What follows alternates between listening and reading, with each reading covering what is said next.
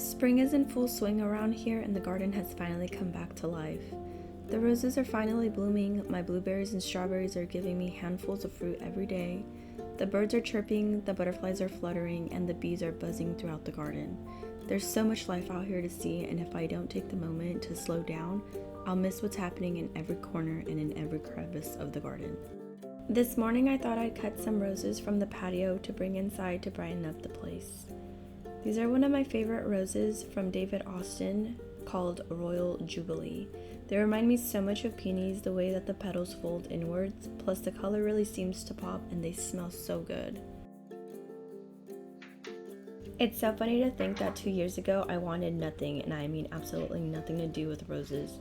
They never seemed to wow me and I just felt like they were so overrated. One day I was scrolling through Facebook Marketplace and I came across my first ever David Austin rose, Lady of Shallot. The petal formations were so different from the typical roses you find at the grocery stores. They had such a unique and beautiful formation and such a pretty peachy color. I just had to have it. And that was the start of my obsession with David Austin roses. I now have over 14 varieties throughout my garden. Lately I've been harvesting more strawberries than we can eat, and instead of having them go to waste, I figured I'd try a new recipe: strawberry rhubarb jam. I've been wanting to try this for a while, and there's no better time than now with the abundance of strawberries we have. Today I'm just washing, cutting, and prepping my strawberries and rhubarb with some sugar, covering it up, and placing it back in the fridge to sit overnight. This will help bring out all of the juices for when I go to make the jam the next day.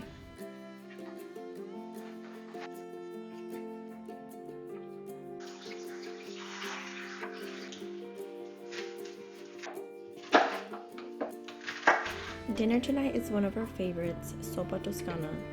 It's our go-to meal when we're looking for something budget-friendly, easy, and hearty.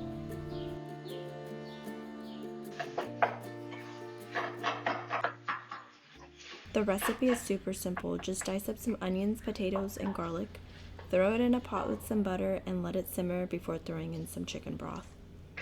I'll let this simmer on a low heat while I cook up the Italian sausage. Once the potatoes have softened, I'll throw in the sausage, add about a cup of heavy cream, and place a good amount of shredded kale into the pot.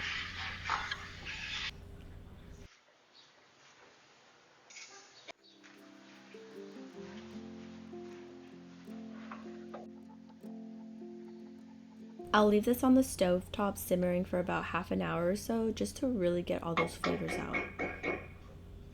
For this being such a simple meal, it's super filling and it lasts us about 3 to 4 days.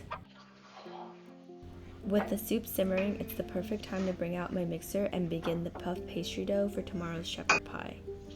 It's a bit of extra work today, but it'll make tomorrow a little smoother. Plus, my mixer does most of the work. You can always buy the pre-made pastry dough from the stores, but personally, I prefer homemade.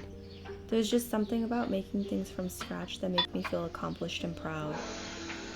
Plus, there's way less ingredients than the ones in stores. If I have the time and I can make it myself, then hey, why not?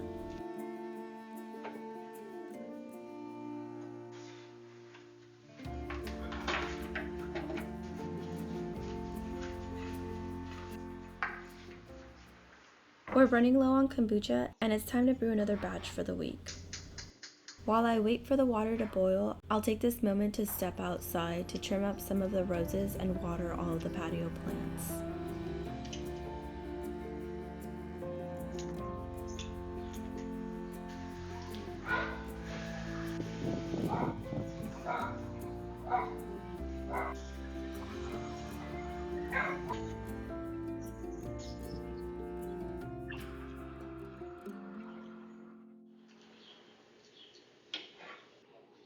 I've been making kombucha for about 4 to 5 months now, and it's definitely been a tricky one to get down.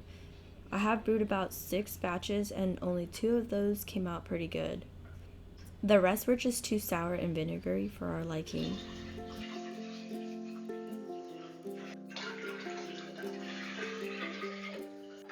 I've been playing around with different flavors, but so far our favorite has to be the honey ginger citron. The taste reminds me a lot like ginger beer.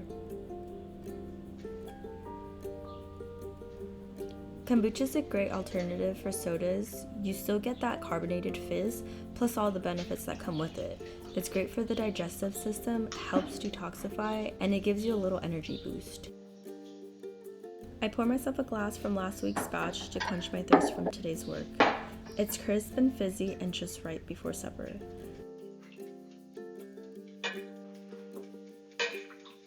I look forward to dinners like tonight where I can spend them with Ken. We both work jobs with hectic hours and sometimes we don't get the chance to eat dinner together. But that just makes nights like this a little extra special. Before the evening sun settles, I like to go back out to the garden one last time to decompress and clear my mind.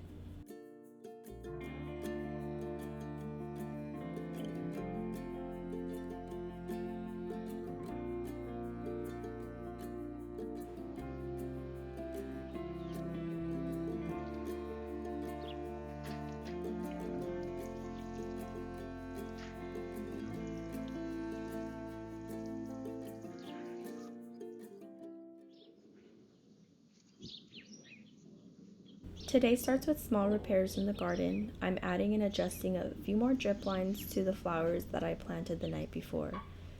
I'm trying to make things easier and more sustainable back here.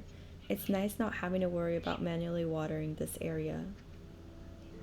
I like to think I share this area with the chickens, but to be honest, it's more their space than it is mine. And with that comes curiosity. Soon after I planted my flowers, I noticed how intrigued the girls were, and I knew I had to get something up quick to keep them from destroying my plants. I had some chicken wire lying around and grabbed some garden stakes to make a little fence around my flowers. So far this seems to be working. The girls still get to enjoy the entire garden, and I have a little spot to myself and my flowers.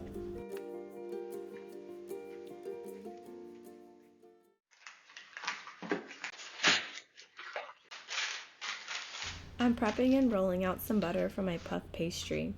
I like to pop it back in the fridge before incorporating it into the dough just so it has time to harden up again. In the meantime, I'll work on the shepherd pie filling. It's savory, simple, and full of comfort. Dice up some celery, carrots, potatoes, and onions, and throw it in a skillet with some butter.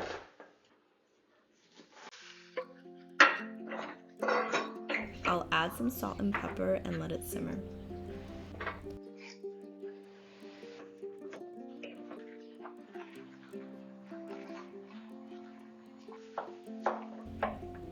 I added some ground beef to the skillet with Worcestershire sauce and some ketchup. Cover it up and let it simmer on a low heat long enough to soften the potatoes and carrots.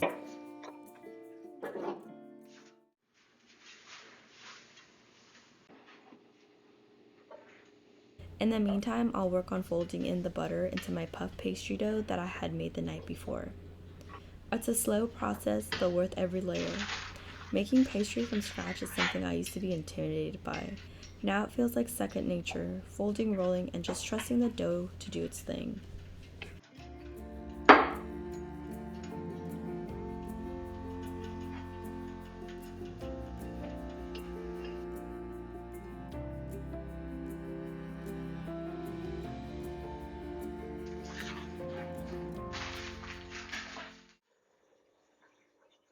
I'm filling up a large pot with some water to sterilize and prep my mason jars for the jam. The berries and rhubarb I prepped yesterday are ready to be simmered in a pot.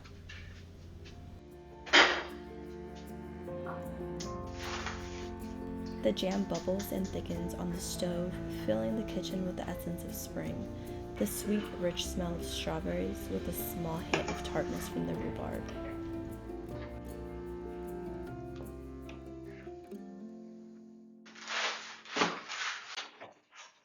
Before canning my jam, I'll do another round of rolling and folding my puff pastry dough, and back in the fridge it goes.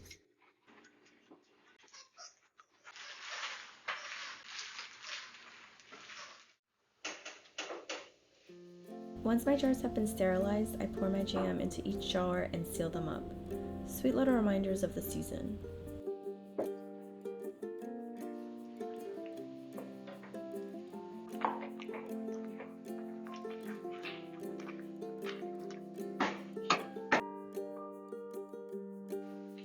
I'll water bath these for about 10 minutes after I get a rolling boil to create a seal. This method would allow me to store my jars in the pantry for about a year. I do plan on making several more jams throughout the season so we can have a variety in our pantry. Plus, they make for great Christmas gifts at the end of the year.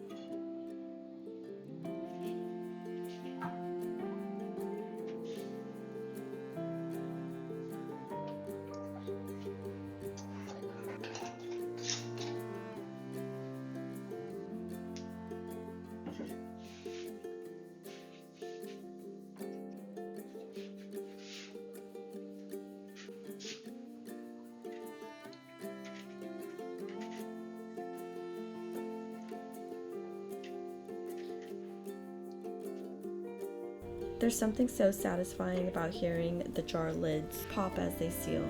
It makes me feel connected in some way to old traditions that have almost been forgotten. After the jars are sealed, I'll let them cool on the counter overnight before I move them.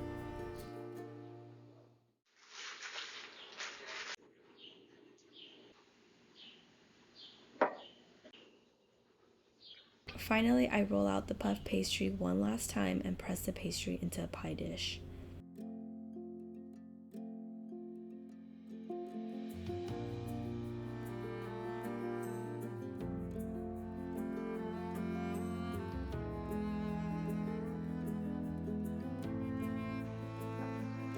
I'll spoon out my shepherd's pie filling, top it off with some more puff pastry, and bake it until it's a golden crisp.